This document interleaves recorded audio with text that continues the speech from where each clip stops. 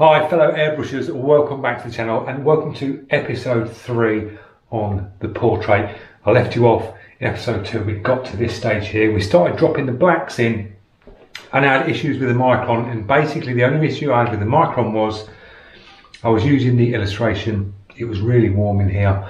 I didn't blast it through completely. It was like a quick change to get into the black, and then the two paint mixes sort of churned together in the brush and clogged it. So I just gave it a clean through, took the pin out the side, blew through, and a big chunk of paint just shot out one side of the brush, and thought, yeah, that's what it was.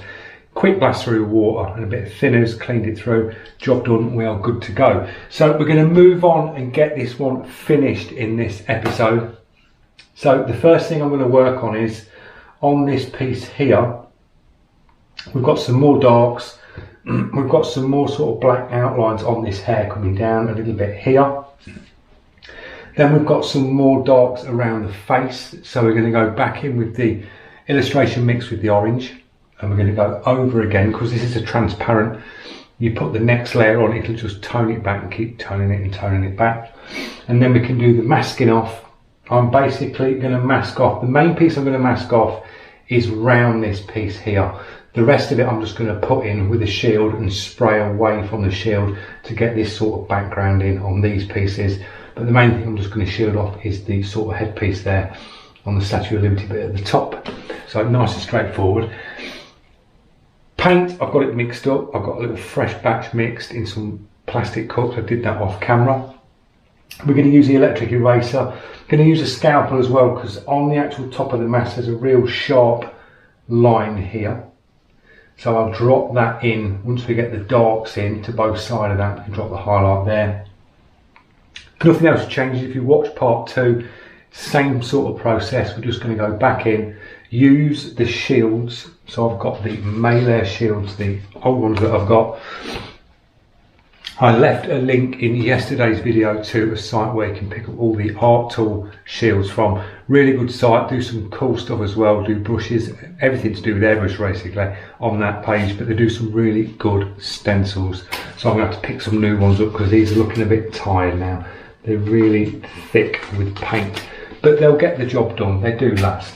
So I stick in the first time lapse. I'll leave a link again to what I'm listening to today. Something completely different again, guys. So if you are enjoying music on YouTube, just click that link in the description. You have a little blast of what I'm blasting out in the studio.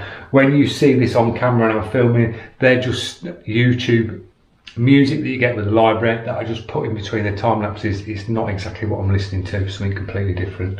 And probably sometimes you'll see me jigging around because I'm getting into the music. So we'll press on. See you in the first time lapse.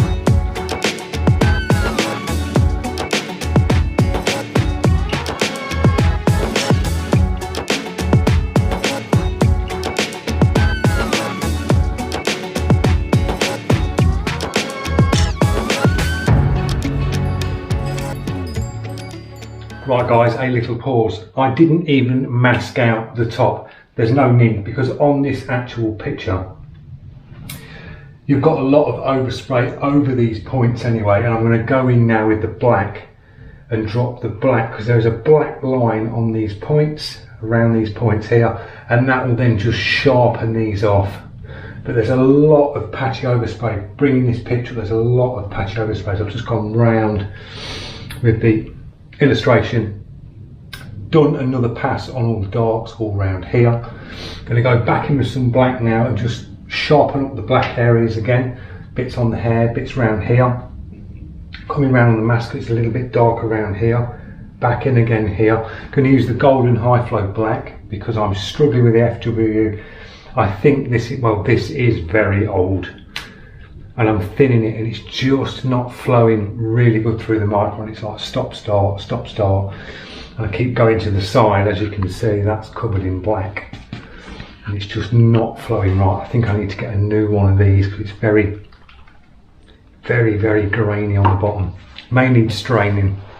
So that's where we are. Once we get these blacks in, all in, and darken bits off again, then I can go in with the highlights and pop all the highlights out, and then that will just bring the picture out again. So I'll stick you in the time lapse. I'll buzz this through here, I'll put all the blacks in, drop the highlights in. You'll see me go around with the eraser and a scalpel and just drag back, sharpen all these highlights, and we'll be done. About another 10 minutes on this with the time lapse and it's done. So I'll see you in the next time lapse, guys.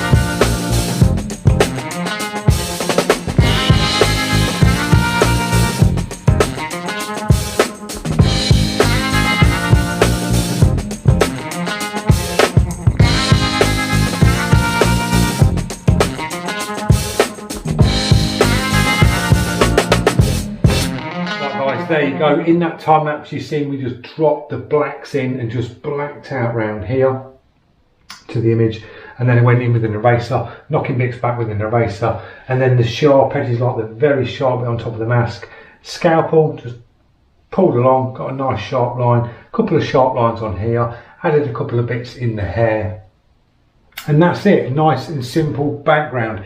I didn't need to mask this out because it's a very sort of oversprayed look to the back piece anyway, and I just held the shield, blacked the lines out on here just to make these stand out a little bit more, couple of sharp highlights scratched in, job done. So quite a quick one, guys. Spread over them 3 episodes, you've seen how these pictures all come together.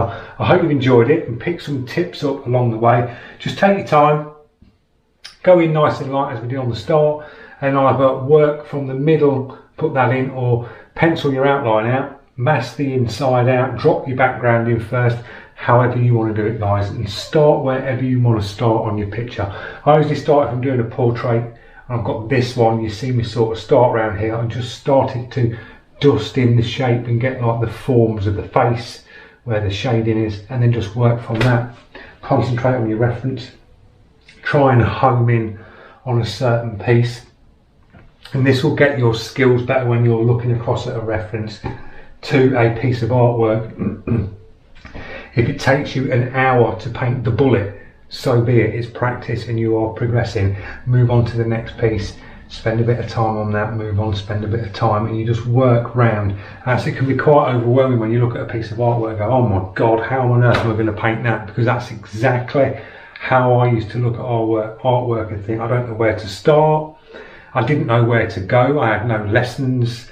YouTube wasn't YouTube had just sort of started out. An artist that was on YouTube back then weren't really giving their secrets away and showing you. The only way you could learn is by paying for a £400 or £500 course with them to learn their techniques. But I'm trying to give you as much as I can in these videos. You know, you can pick up and progress your skills, and that's what it's about: sharing with the community, getting you artists, your new airbrush artists, up to speed, techniques that will help you out along the way. It doesn't have to be hard, guys. You just take your time. Like I say, concentrate on your reference, nice and soft, work it up, and then you finish off with pieces of artwork. So thanks for watching. Don't forget, if you're new to the channel, click that subscribe, press that notification, and I will see you in the next one, which is going to be wrapping a lambretta. We've got some bits to do on a lambretta, so that's coming at 2 o'clock tomorrow. I'll do a little intro video for you so you can see the artwork I've done on it, and we're going to do some other stuff to it. So thanks again. Cheers, guys.